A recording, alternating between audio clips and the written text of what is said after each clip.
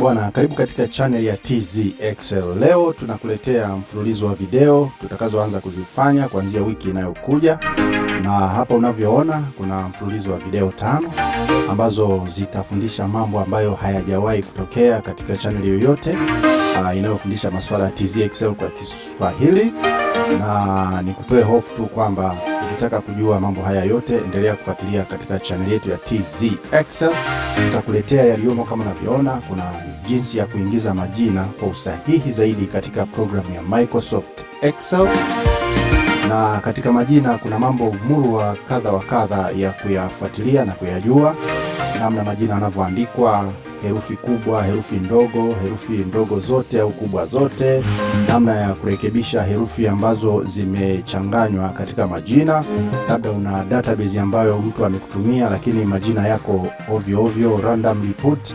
Kwa hiyo tutakufundisha namna ya kuya extract vizuri kwa kutumia formula mbalimbali, lakini tutaangalia masuala ya numbers and letters, namba na herufi. Sasa wengi huwa wanachanganya sana namba ni nini na herufi ni nini, wanashindwa kuelewa zinakaaje na unaingizaje katika programu ya Microsoft Excel hizo numbers pamoja na letters, na mambo muru wa kemkem utayapata. Lakini vile vile tutaangalia masuala ya tarehe, dates and formatting, jinsi ya kuingiza tarehe katika programu ya Microsoft Excel. Unaingizaje tarehe na unaiwezaje kuiformat na ikaonekana vizuri na isilete shida yoyote. Je, unaanza na tarehe, unakuja mwezi, unakuja mwaka, au unaanza na mwezi na tarehe, mwaka, au unaandikaje? Kwa hiyo vitu vyote hivi utajifunza katika channel ya TZ Excel kwa video zifuatazo. Na pia namba 4 tutajifunza namna ya kuepuka hard code values. Hard code values ni kuweka values katika mfumo wa formula, ambapo sasa mtumiaji wa Microsoft Excel atakapopata ile program kwa mara ya kwanza, labda umemtumia database, kama hard code values inakuwa ni ngumu sana kubadilisha baadhi ya vitu ambavyo nataka kuvibadilisha. Lakini vile vile tutajifunza namna ya kuangalia numbers na text, namba pamoja na maandishi yanakaaje, alafu na numbers zikoje, vinashabihiana vipi katika formula, ina impact gani wakati unakuwa unafanya masuala ya kuingiza zile Excel functions. Errors zinapotokea ujue kuna makosa ya numbers na text. Kwa hiyo sasa mfumo wa programu ya Excel huwa unatambua sana numbers na vile vile huwa unatambua text. Sasa kama text umeiweka vibaya na namba umeiweka vibaya, mfumo unashindwa kutambua na unachanganyikiwa. Kwa hiyo mambo yote haya utayapata katika channel yetu ya TZ Excel. Usikose kufuatilia, kila wiki tuta release video moja ambayo tutaanza na video ya names. Kwa hiyo tuende moja kwa moja kwenye hii video. Na hapa kama unavyoona ndio hii itakuwa video yetu ya kwanza, lakini katika video yetu ya kwanza tunaenda kujifunza vitu vifuatavyo. Cha kwanza kabisa, unatakiwa kuvisualize data to detect any errors. Kama unavyoona hapa data yetu ndio hii hapa. Kuna orodha ya wanafunzi ambao wako 20, lakini kuna majina yameandikwa hapa, na wakati wa kuvisualize lazima uangalie the visual way, majina yameandikwaje. Kama unavyoona hapa majina yameandikwa vizuri, lakini kuna baadhi ya majina kunaonekana kama kuna makosa fulani, lakini kwenye sex pia kuna makosa fulani ambayo kwa haraka unayejua Excel unayaona kwamba haya ni makosa yamejitokeza. Kwa mfano, wakati wa kuvisualize nimegundua kwamba jina la kwanza Salim Ahmed hapa linaonekana lina space kubwa kidogo, lakini ukija ukikompare na jina la Sativa Majuto hapa space yake ni ndogo. Kwa hiyo sasa hapa visual ya kwanza inaonionyesha ni kwamba jina hili litakuwa limekosewa, na ili kutambua kwamba jina hilo limekosewa, naweza nikaingiza formula mahali hapa palipoandikwa retype the name here, nikaandika kabisa Salim Ahmed. Ngoja niandike Salim Ahmed.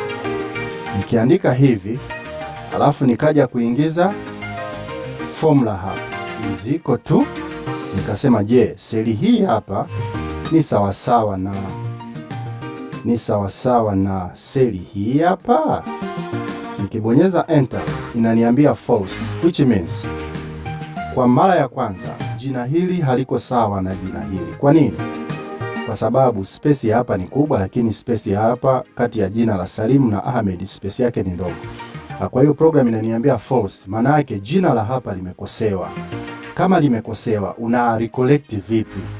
Kwa hiyo ili uweze kujua kwamba hili jina limekosewa, lazima uhakiki na formula nyingine. Tutaingiza clean formula hapa inayosema is equal to, tutatumia formula ya trim.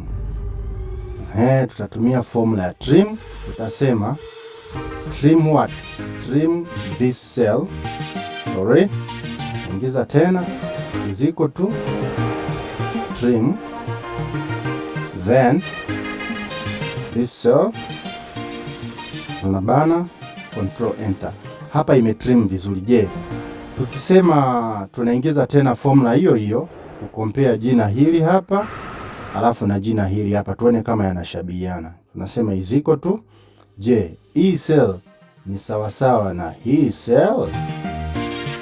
Control enter. Inasema true. Kwa nini?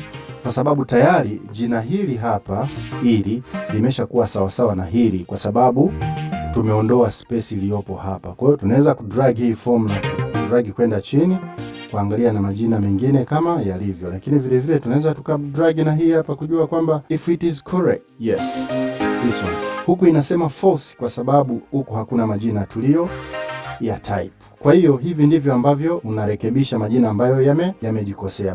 Baada ya kuvisualize, lakini vile vile lazima jina lolote unaloingiza kwenye programu yako ya Microsoft Excel ni lazima liwe na single spacing only between two names. Hakuna haja ya kuweka double spaces kama tulivyoona hapa. Huyu ameweka double spaces. Kwa hiyo double spaces haziko recommended. Kwa hiyo ni lazima uzitoe hizo double spaces. Ukiweka hivi, na hata utakapoingiza formula tena kukompea jina hili hapa pamoja na hili hapa, itakwambia ni true. Kwa hiyo tutaundo, tuliache vile vilivyokuwa. Kwa hiyo lazima uweke single spaces peke yake kati ya jina na jina. Lakini wakati mwingine, namba 3, capitalize majina kulingana na unavyopenda wewe yatokee au kulingana na vigezo ulivyo navyo. Usiwe wa kwanza kucapitalize majina yote wakati hayana uhalisia wa aina yoyote. Kwa hiyo huwa tunaweka all caps lock kwa sababu tunataka majina ya stand out. Au unaweza ukaweka kila herufi ya kwanza ya kila jina ikawa kubwa alafu nyingine zikawa zote, lakini kamwe usije ukaandika majina kwenye Microsoft Excel yakawa yote yana herufi ndogo. Hiyo haitakuwa na maana kabisa wakati wa kufanya data analysis. Kwa nini? Kwa sababu ili majina yaonekane professional lazima hizo option mbili zifanyike, either capitalize majina yote au weka capital letter kwenye kila jina kama unavyoona hapa. Sativa Majuto, S ni kubwa na M ni kubwa. Hii inaletaga sana maana, lakini sio kama alivyoandikwa huyu namba 13, Samehe Daima. Mara hii ndogo, hii kubwa. You are not supposed to be inconsistent. Kwa hiyo lazima uwe maintain consistency. Kwa hiyo pia epuka kutype majina kwa kuweka space kila mara. Mfano jina namba 17 kuna kitu kimeandikwa hapa, Futo Majuto. No, it is not Futo Majuto, it is Futo Majuto. Kwa hiyo hapa ukidouble click lazima ufute hiyo space.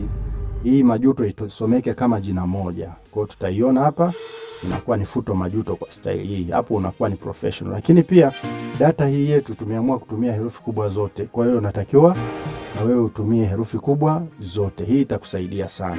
Lakini vile vile kwenye programu ya Microsoft Excel hakikisha unajua kutumia trim function ambavyo nimekuonyesha hapa.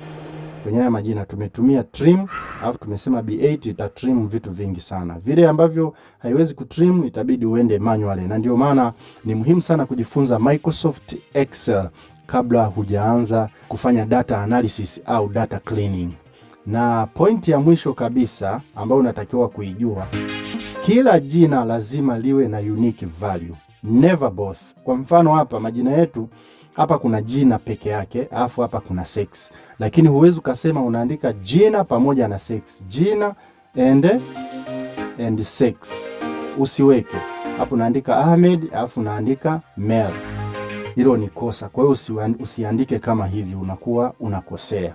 Lazima kila unique value inatakiwa iwe katika cell yake au kolamu yake. Kama ambavyo tumeweka hapa student name, alafu kuna sex, kuna stream. Kuna unique values ziko 3: jina, sex na stream.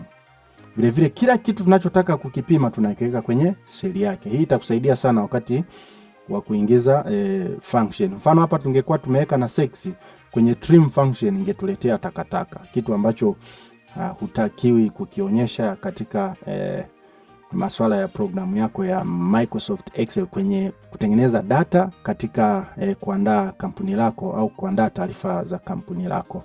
Kwa hiyo hivyo ndivyo ambavyo names zinatakiwa kuwa na no to double spaces, na video itakayofuatia tutakuambia au tutakuelezea namna ya kuendelea na masuala ya numbers and letters. Till the next time, I will see you.